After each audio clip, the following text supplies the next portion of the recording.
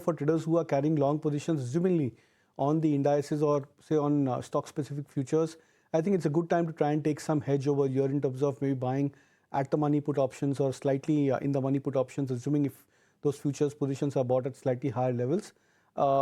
It's just a matter of that 150 points on the Nifty. So even if we breach back about 24,000 mark, assumingly on Monday, Tuesday, that would probably reinstate the fact that we've managed to conquer the support or the resistance back again in this aspect. So I think just about for the next couple of days, it's better to try and hedge the positions till the time we are trading sub the 24,000 mark. But you seem more positive, Kunal, at least.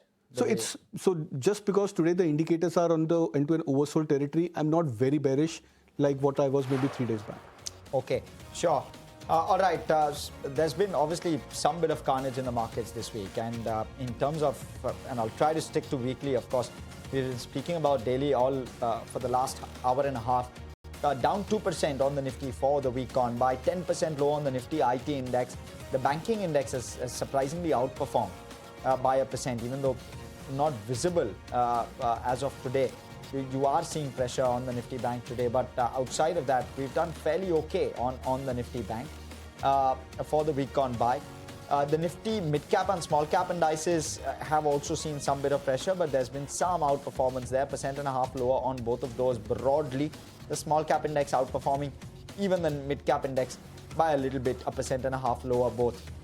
The Nifty 500 index also, in terms of gainers, losers today, we're obviously seeing pressure. There's nearly 390 losers for just about 110 odd gainers that we're seeing in trade today. Some of the big movers within that pack, Anant Raj is down 9%, UTI AMC on the back of numbers 8.5% lower, Cyient again on the back of numbers 7% lower, Infi on the back of numbers 7% lower, First Source, Persistent, the tilt is sharply towards IT, HCL Tech, that one also down 6% in trade. And you know, the really surprising part is, Aisha, the fact that HCL has already fallen quite a bit prior to the 6% downward move, right, today. So that's where the surprise lies.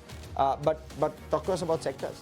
Yeah, absolutely. IT, while it's been the biggest drag for the week gone by, the slight bit of resilience this week was on metals individually. Of course, FMCG was one of the strongest of the lot, and some of the stocks within pharma did manage to hold a lot better than what you had from some of the other counterparts. I mean, you know, it's such a contrast how we started off the week and how we're ending. Nifty Bank, while you may think it's fallen a lot less, but the texture of the market has completely changed, excuse me, in the last 3 trading sessions. So yes, a lot more resilience is what one has seen from the Nifty Bank on a net basis purely.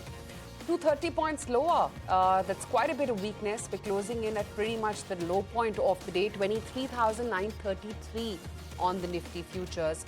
So that's a big hit that we've taken. But yes, Monday morning, we'll be back to tracking oil prices, global markets, and we'll begin our day even analyzing Reliance numbers, which will be due today, well post the market hours. But all of that on Monday morning. Thanks for watching.